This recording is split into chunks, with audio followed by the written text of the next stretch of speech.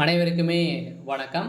சற்று முன் கிடைத்திருக்கக்கூடிய ஒரு மிக மிக முக்கியமான செய்தி ஒன்று வெளியாகி உள்ளது. சற்று முன் எம்பி ஆர் ராசாவின் கதை முடிந்தது. 10 ஆண்டு சிறை, நீதிமன்றம் வழங்கிய இறுதி தீர்ப்பு. இது மாதிரி பார்த்தீங்கன்னா செய்திகள் வெளியாயிருக்கு.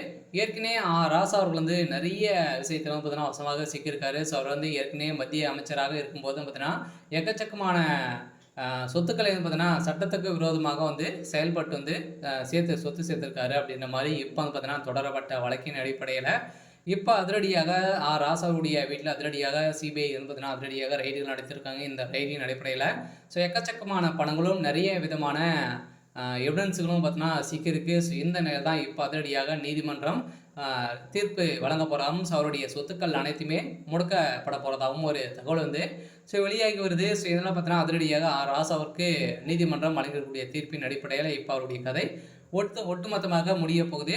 ஸோ இதை பற்றி இந்த வீடியோவில் நம்ம முழுமையாக பார்க்கலாம். ஸோ அதுக்கு முன்னாடி நம்ம சேனலுக்கு இப்போ தான் நீங்கள் முதல் முறையாக வந்திருக்கீங்க அப்படின்னா மறக்காமல் நம்மளுடைய சேனலை சப்ஸ்கிரைப் பண்ணி சப்போர்ட் பண்ணுங்கள்.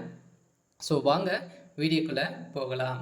ஸோ பார்த்தீங்கன்னா ராசா அவர்கள் ஏற்கனவே மத்திய அமைச்சராக இருக்கும்போது 2G அறக்கட்டளை வழக்கில் பார்த்தீங்கன்னா அதிரடியாக ராசா அவர்களும் கனிமொழி அவர்களும் வசமாக சிக்கிக்கொண்டு எக்கச்சக்கமான பணங்கள் பார்த்தீங்கன்னா ஊழல் அரசுக்கு எதிராக சம்பாதிச்சிருக்காங்க. அப்படின்ற மாதிரி பார்த்தீங்கன்னா அரசுக்கு நிறைய இழப்பீடுகள்லாம் செஞ்சுருக்காங்க. 30,000 கோடிக்கு மேலே இழப்பீடுகள்லாம் செஞ்சுருக்காங்க. ஸோ இதை தொடர்ந்து இப்போ பார்த்தீங்கன்னா அதிரடியாக ராசா அவர்கள் அந்த விஷயத்திலும் அதில் நிறைய சொத்துக்களும் சேர்த்து இப்போ ராசா அவர்களும் அதே மாதிரி எம்பி கனிமொழி அவர்களும் வசமாக சிக்கி கொண்டு இருக்காங்க.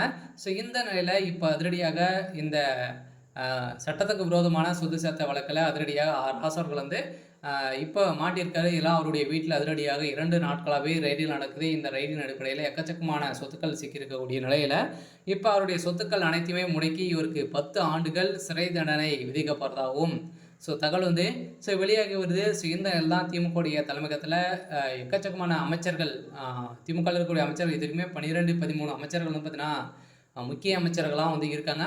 அவங்களாம் பார்த்தீங்கன்னா அனைவருமே ஊழல் வழக்கில் ஸோ அதே மாதிரி எக்கச்சக்கமான பணங்கள் பார்த்தீங்கன்னா குமித்து இப்போ இந்த அமலாக்கத்துறையின் கஸ்டடியில் ஸோ இருக்காங்க. இந்த நிலையில் இப்போ ராசாவுடைய கதை ஸோ முடிந்திருக்கு. சொல்ல அடுத்து வருகின்ற சட்டமன்ற தேர்தலுக்காகவே பார்த்தீங்கன்னா எக்கச்சக்கமான பணங்களை ஊழல் செய்திருக்காங்க. ஸோ இந்த அடிப்படையில் தான் அமலாக்கத்துறை சில பேரெல்லாம் டார்கெட் பண்ணி இப்போ பார்த்தீங்கன்னா குறிவைத்து தாக்கக்கூடிய நிலை ஸோ உருவாகியிருக்கு. சொல்ல இப்போ அதிரடியாக